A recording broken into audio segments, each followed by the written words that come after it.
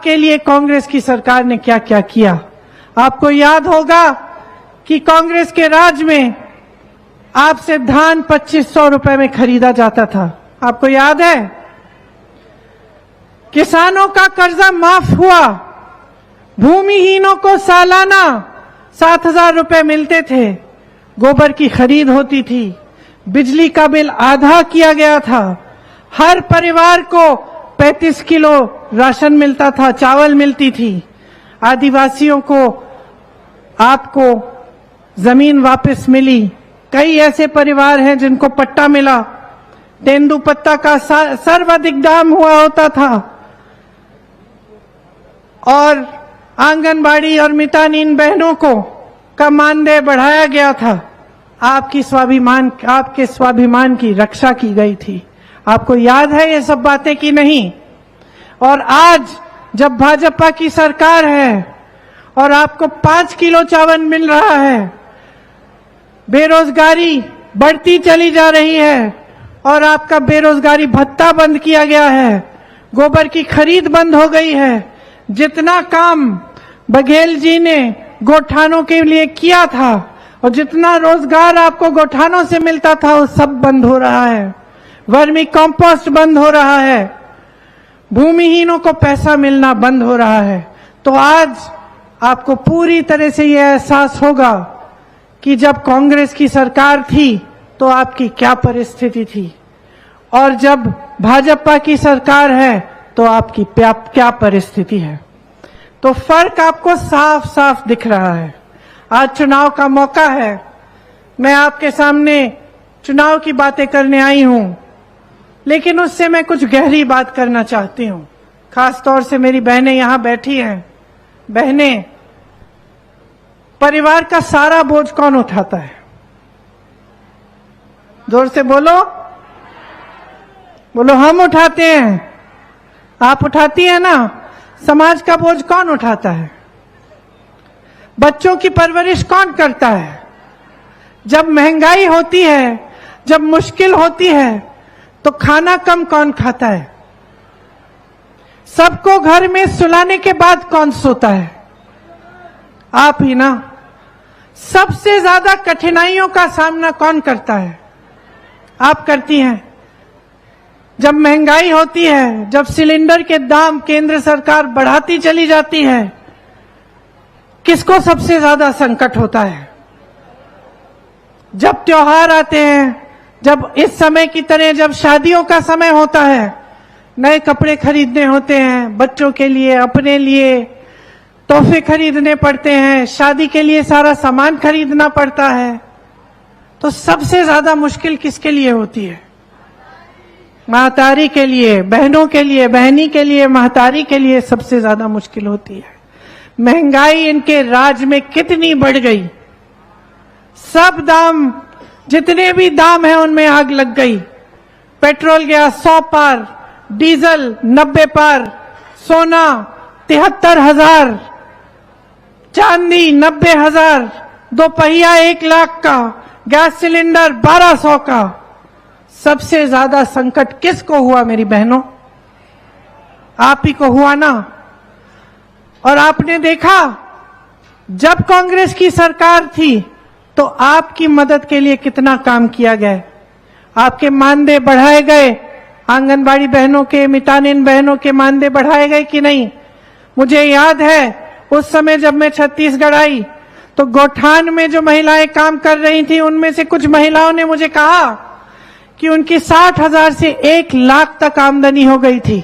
आज वही गोठान बंद हो रहे हैं। बहनें, आप समाज का बोझ उठाती हो, तो जब भविष्य तय करने का समय आता है तब आपको बहुत विवेक के साथ, बहुत गहराई के साथ समझना पड़ेगा कि आप अपना वोट किसको डाल रहे हैं और क्यों डाल रहे हैं। देखिए, भारत ऐसे नहीं विकसित होगा कि आपको 5 किलो राशन का बोरा पकड़ा लिया और उसी से आप खुश रहे। आपने मेहनत से, मेरे भाइयों, आपने, मेरी बहनों, आपने मेहनत से अपने बच्चों को बड़ा किया, मेहनत से उन्हें पढ़ाया। आज गरीब से गरीब परिवार सबसे पहले ये चाहता है कि बच्चा पूरी तरह से पढ़ाई करे। चाहते हो कि नहीं? चाहे आप खेती किसानी करते हो, चाहे आप मजदूरी करते हो, सब चाहते हैं कि बच्चा अच्छे पाठशाला में पढ़े, बच्ची की अच्छी शिक्षा हो, ताकि बड़े होकर रोजगार मिले, बड़े होकर आपकी देखभाल हो। सब यही प्रयास करते हैं। जब कांग्रेस की सरकार थी तो तमाम पाठशालाएं खोली गई, इंग्लिश मीडियम स्कूल खोले गए, जिसमें आपकी पढ़ाई आसानी से हो सकती थी। आज बघेल जी ने कहा उन्हीं पाठशालाओं में आपसे बड़ी बड़ी फीस ली जाती है। आप सबने मेहनत की, अपने बच्चों को पढ़ाया लिखाया, इसलिए कि एक सरकार आए, उसको 5 किलो राशन पकड़ा दे और बोले घर पे बैठो। ऐसे बनेगा भविष्य आपके बच्चों का? कोई मना नहीं करता, राशन मिलना चाहिए, हमने तो और भी दिया। ये लोग 5 किलो दे रहे हैं चावल, हमने 35 किलो दिया, लेकिन हमने कभी ये नहीं कहा कि यही तुम्हारे लिए काफी है। हमने कभी इस मंच पे खड़े होकर ये नहीं कहा कि बस तुम्हें यही मिलेगा। हम तुम्हारे रोजगार की बात नहीं करेंगे, हम बढ़ती हुई महंगाई की बात नहीं करेंगे। हमने तुम्हें राशन दे दिया, इसी से खुश रहो, कभी नहीं कहा किसी कांग्रेस के नेता ने। लेकिन भाजपा का एक एक नेता, भाजपा के प्रधानमंत्री भी ऐसा कहते हैं। रोजगार की बात नहीं करते, रोजगार बनाने की बात नहीं करते, महंगाई घटाने की बात नहीं करते। 1200 रुपए का गैस सिलेंडर आपसे खरीदवाया 5 सालों के लिए, 1200 रुपए का सिलेंडर आपसे खरीदवाया, और चुनाव आ रहा था, 2 महीने पहले उसको 400 बना दिया। बहनें सोचो, कह रही हैं कि अभी भी नहीं मिल रहा है 400 का, लेकिन सोचो क्या नियत हो सकती है कि पहले तो आपसे 1200 रुपए में खरीदवाया, जैसे ही चुनाव आया ये कह दिया कि ये 400 का हो जाएगा। क्यों? चुनाव के पहले आपको सिलेंडर की जरूरत नहीं थी? चुनाव के पहले आपका कोई संघर्ष नहीं था क्या? चुनाव के पहले महंगाई नहीं थी? तो चुनाव के पहले क्यों नहीं सोची ये बातें? देखिए, सबसे बड़ी बात तो ये है कि आज इस देश में नाटक और नौटंकी की राजनीति चल रही है, नैतिकता की राजनीति नहीं है। आपके सामने मंच पे खड़े होकर बड़े से बड़े नेता आते हैं, मुख्यमंत्री आते हैं बड़े बड़े प्रदेशों के, प्रधानमंत्री आते हैं हमारे देश के, और उनको अपने दिल में यह एहसास नहीं होता कि यहां खड़े होकर जनता का आदर सम्मान लेकर, जनता की श्रद्धा लेकर उन्हें जनता से सच कहना चाहिए। उनको यह एहसास नहीं होता। उनको लगता है कि जनता के सामने कुछ भी कह दें, कितने भी झूठे वादे कर लें, जनता पूछेगी नहीं। अपनी सत्ता दिखाते हैं, अपनी शोहरत दिखाते हैं, अपनी शान दिखाते हैं, लेकिन आपके प्रति श्रद्धा नहीं दिखाते, आपके प्रति आदर नहीं दिखाते। और ये इस देश की परंपरा नहीं है, ये इस देश की राजनीति नहीं रही। मेरे भाइयों, मेरी बहनों, इस देश की पुरानी परंपरा है, हिंदू धर्म की परंपरा है, आदिवासी धर्म की परंपरा है, इस देश की राजनीतिक परंपरा है। महात्मा गांधी जी की परंपरा थी कि इस देश में नेता का धर्म सेवा होता है, इस देश में जनता सर्वोपरि होती है। इस देश में हर एक नेता जानता था कि जनता के सामने खड़ा होता है तो सच नहीं बोलेगा तो जनता सबक सिखाएगी। लेकिन आज मेरे बहनों और भाइयों, परिस्थितियां बदल गई हैं। आपने इतनी सत्ता दी, इतना सम्मान दिया, आपने इतनी श्रद्धा दी कि एक नेता बहुत अहंकारी हो गए हैं, बहुत बड़े हो गए हैं, अपने आप को आपसे ऊपर समझने लग गए हैं। और इस अहंकार में उनका घमंड इतना बढ़ गया है कि उनके आसपास के लोग उनको सच्चाई नहीं बताते। आज परिस्थितियां ये है कि इस देश के प्रधानमंत्री इस तरह के बड़े मंच पर तो आपके सामने आ जाते हैं, लेकिन आपके बीच कभी नहीं आते, आपके गांव में नहीं आते, आपके घरों में नहीं आते, ये देखने नहीं आते कि आप कैसे जी रहे हो, आपके क्या क्या संघर्ष हैं, आप इतनी महंगाई में कैसे अपनी सब्जियां खरीद रहे हो, कैसे दाल रोटी पूरी हो रही है, किस तरह से बच्चों को पढ़ा रहे हो, वो पूछने तक नहीं आते। लेकिन इस देश की परंपरा मत भूलो बहनों और भाइयों, इंदिरा जी जैसी बड़ी नेता आपके घरों में आई। मैं छोटे छोटे गांव में जाती हूं, उत्तर प्रदेश के कोने कोने में गई, मुझे खुद ताज्जुब हुआ। कोने कोने में जाकर किसी छोटे गांव में मैंने खीर खाई और वहां की एक बूढ़ी महिला ने कहा, जानती हो ये खीर मैंने तुम्हारी दादी को भी खिलाई थी, वो भी यहां आई थी उस समय जब कोई हेलीकॉप्टर उड़कर वहां नहीं जाता था, जब कोई हवाई अड्डा नहीं होता था वहां के पास, गाड़ी में, पैदल, टांगे में, हाथी पे बैठ के गांव गांव तक पहुंचती थी। इस देश की नेता थी, और वो एक लौती ऐसी नेता नहीं थी।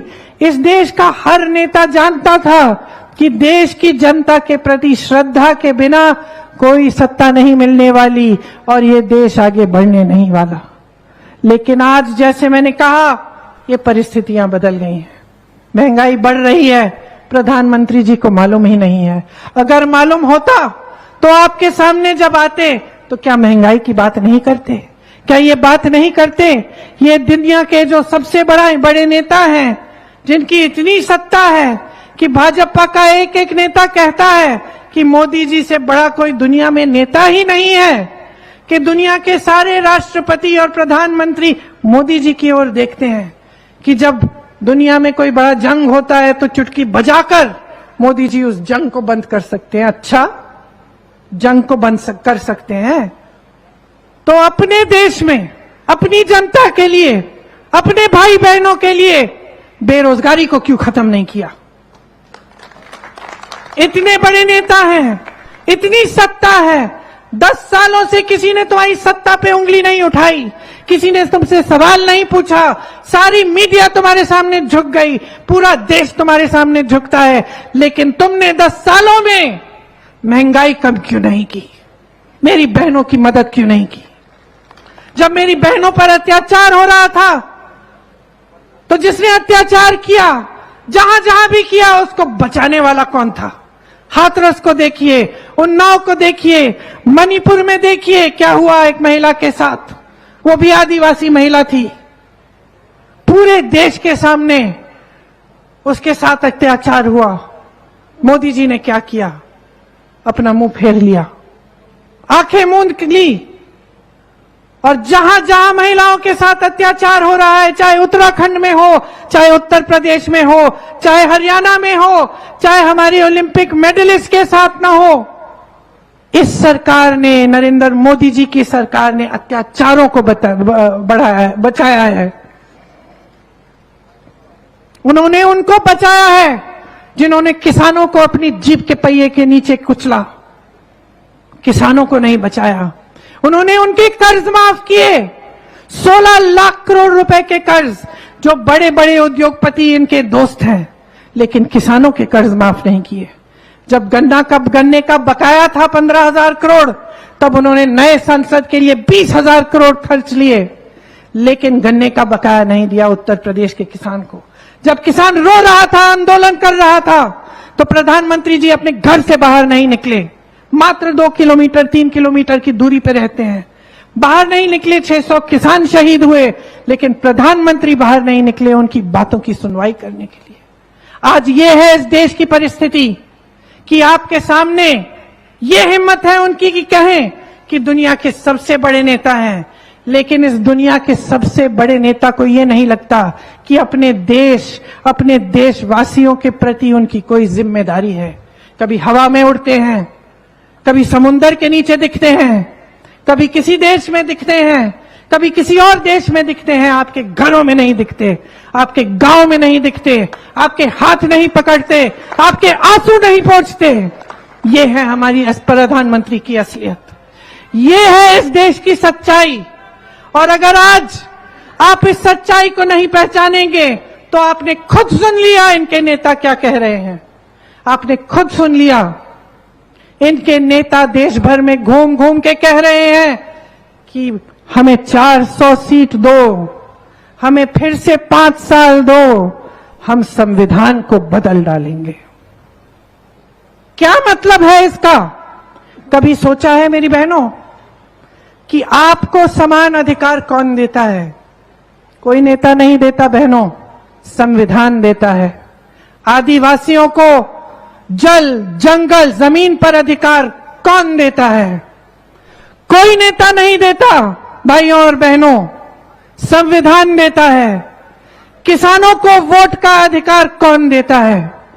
कोई नेता नहीं देता बहनों और भाइयों, संविधान देता है।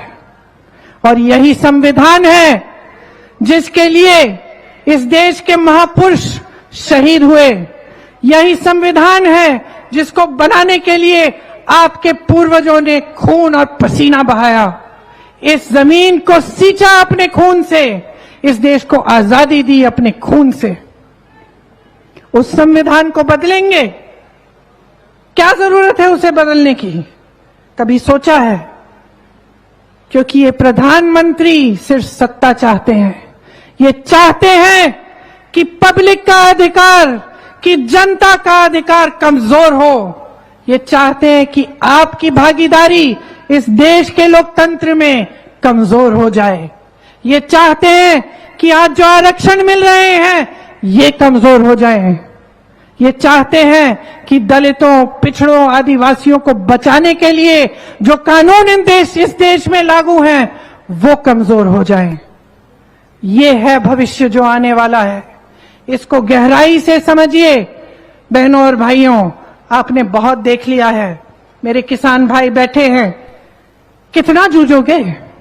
पूछना चाहती हूं आपसे, कितना सहोगे? जितना सामान आप खेती के लिए इस्तेमाल करते हो उस पे जीएसटी डाल डाल के उसको महंगा कर डाला। खेती से रोजगार मिलता था, खेती से आमदनी बनती थी, खेती से किसान मजबूत बनता था। आज क्या हालात है? आज हालात ये है कि देश भर में खेती से कमाई होनी बंद हो गई है। कौन कमा रहा है उपज से? अडानी कमा रहे हैं उपज से, बड़े बड़े उद्योगपति कमा रहे हैं। मैं हिमाचल में, मेरा घर है, हिमाचल के किसानों से पूछो, सेब की उपज होती थी, दाम किसान तय करता था, आज दाम अडानी तय कर रहे हैं।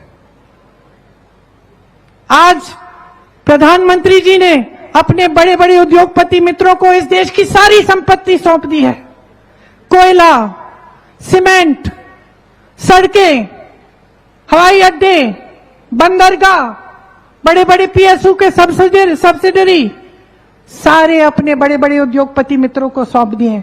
कोई ये नहीं कहता कि देश में उद्योग नहीं होना चाहिए, होना चाहिए। इस देश को उद्योग ने आगे बढ़ाया है, लेकिन किसी ने ऐसा कभी नहीं कहा कि सिर्फ 2 या 3 बड़े उद्योगपति सारा कुछ खा जाएं, उनके इतने लोन माफ हो जाएं कि किसान मर रहा है, आत्महत्या कर रहा है 10,000 रुपए के लिए। किसान अपनी बेटी की शादी नहीं करा पाता, कर्ज लेना पड़ता है, कर्ज चुका नहीं पाता, आत्महत्या करता है। और बड़ा उद्योगपति जिसके पास हजारों करोड़ पहले से है, जिनके आलीशान बंगले हैं, जिनकी शादियां ऐसे होती हैं जैसे पुराने जमाने में महाराजाओं की होती थी, उनके कर्ज आप माफ कर रहे हैं, गरीबों के कर्ज माफ नहीं कर सकते। तो गरीब को पूछेगा कौन? किसान के बेटे को पूछेगा कौन? मजदूर के बेटे को पूछेगा कौन? मेरी बहनें, आपकी बेटियों को पूछेगा कौन? अगर यही चलता चले जाएगा तो इस देश के भविष्य में सिर्फ यही होगा कि जितने बड़े बड़े उद्योगपति हैं, और वो भी सिर्फ जो प्रधानमंत्री जी के मित्र हैं, वो आगे बढ़ते चले जाएंगे और आप पीछे इस दलदल और खाई में हमेशा रहेंगे। यही है आज इस देश की असलियत। आज इस देश की असलियत यह है कि जब आपके सामने आते हैं भाजपा के नेता तो सिर्फ 2 बातें करते हैं, महंगाई नहीं, बेरोजगारी नहीं, रोजगार कैसे बनाएंगे नहीं, खेतों को, किसानों को मजबूत कैसे बनाएंगे नहीं, महिलाओं को अत्याचार से बचाएंगे कैसे बचाएंगे, ये बातें नहीं होती। सिर्फ दो बातें, परिवारवाद और भ्रष्टाचार। कल आएंगे, परसों आएंगे मोदी जी, सुन लेना, यही दो बातें कहेंगे। हम सबको भ्रष्ट कह डालेंगे, सारी दुनिया भ्रष्ट है, सिर्फ मोदी जी ईमानदार हैं, ये कहेंगे आपको। ये कहेंगे कि सिर्फ मोदी जी अकेले भ्रष्टाचार के खिलाफ लड़ रहे हैं, सिर्फ मोदी जी अपने बारे में ऐसे बोलेंगे, सिर्फ मोदी लड़ रहा है, मोदी को साथ दो। और मैं आपको कहना चाहती हूं कि सच्चाई बाहर आ गई है। आज भ्रष्टाचार की सच्चाई बाहर आ गई है, क्योंकि इन्होंने एक कानून बनाया था, इलेक्टोरल बॉन्ड्स बोलते थे उस स्कीम को, जो उस कानून के तहत इन्होंने ऑर्डिनेंस से पास किया। उस स्कीम में जो भी इनको चंदा देता था उसका नाम गुप्त रहता था। गुप्त मतलब जनता को नहीं पता था कि कौन किसको कितना चंदा दे रहा है, ठीक है। इन्होंने ये स्कीम बनाई, खूब चंदा लिया, ठीक है, राजनीतिक दलों को लेना ही पड़ता है चंदा, लेकिन देखिए कि इन्होंने किस किस से लिया। सुप्रीम कोर्ट ने जब देखा कि ये नाम गुप्त हैं, तो सुप्रीम कोर्ट ने कहा कि ये नाम गुप्त नहीं होने चाहिए, पारदर्शी करो, सूची निकालो, किसने चंदा दी, किस राजनीतिक दल को दी, भाजपा को किसने दिया, कांग्रेस को किसने दिया, कितना दिया, ये सब जनता को पता होना चाहिए। जब ये सूची बाहर निकली भाइयों और बहनों, तो ये जो ईमानदार प्रधानमंत्री हैं हमारे, इनकी सच्चाई देश के सामने आई।